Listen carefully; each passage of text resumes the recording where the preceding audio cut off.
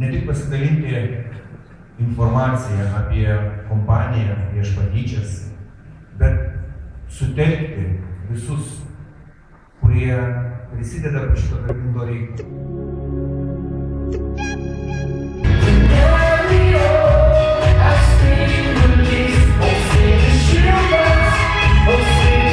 Susidūręs su šita opia problema ir susidūręs galbūt kažkam atrodys, kad tik mokykloje, ne, anaip tol. Ir dabar kartais tenka susidurti.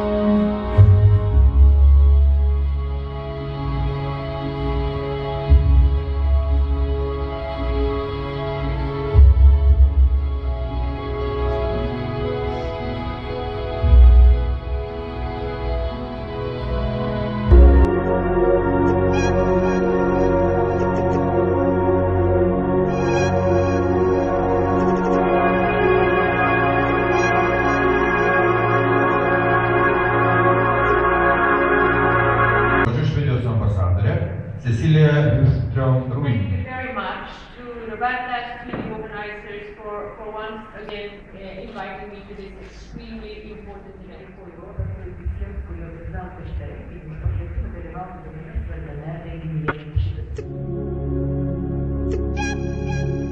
Almost 20%, 18.7% of those who were asked said that they felt they were bullied. Ir 18,7% apklaustųjų pasakė, kad jie jaučia patyčias, patiria patyčias. Kviečiu tarti keletą žodžių Jungtinių Amerikos valstijų ambasados atstovus, politikos ir ekonomikos skyriaus specialistus, tai Meredith Mendel ir Michael Rodin. My personal experience with bullying that I went through in high school. I wasn't bullied or wasn't a bully, but I witnessed firsthand and from this.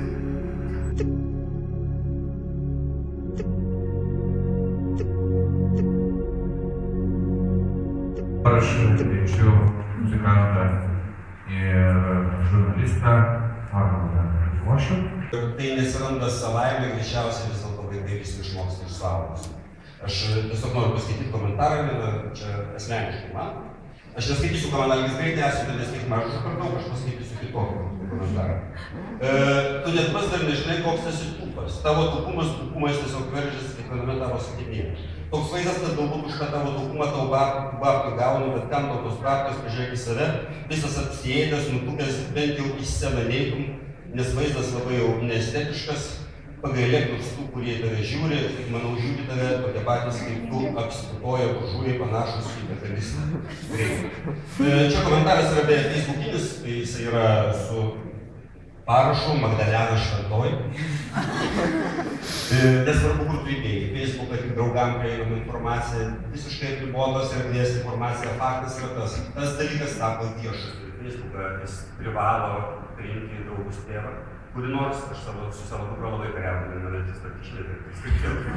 Aš jį pasakiau, užblokuosiu iš viso į 11 metų, neturi teisės turėti Facebooką.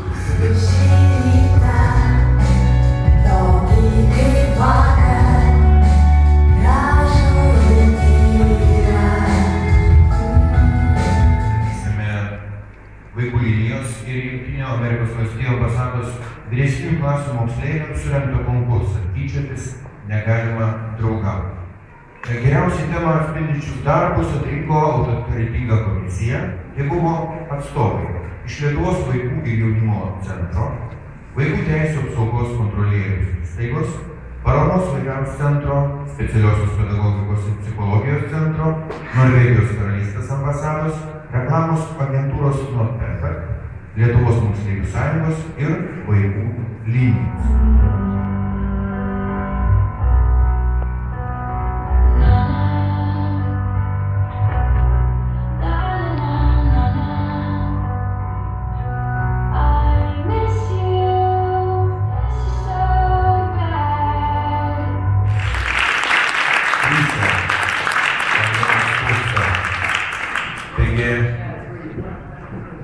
Tarkite keletą žodžių apie idėją, autorės, darbo procesą, problematiką mokykloje.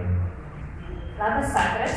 Taigi norėčiau pradėti nuo to, kad mūsų teatro studija yra ganėtinai visuomeniška ir mes visuomet tikrai dalyvaujame kokiame nors konkurse, atsižvelgiame į problemos, tarkim, aktualumą. Šiuo atveju tai buvo patyčios.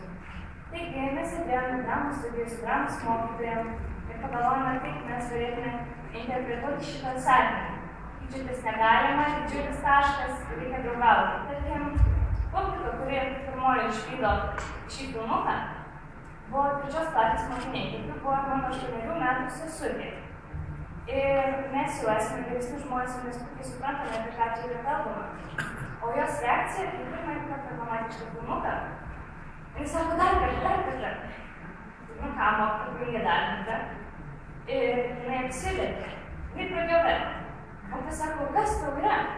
Jis sako, taigi čia filmas apie draugystę.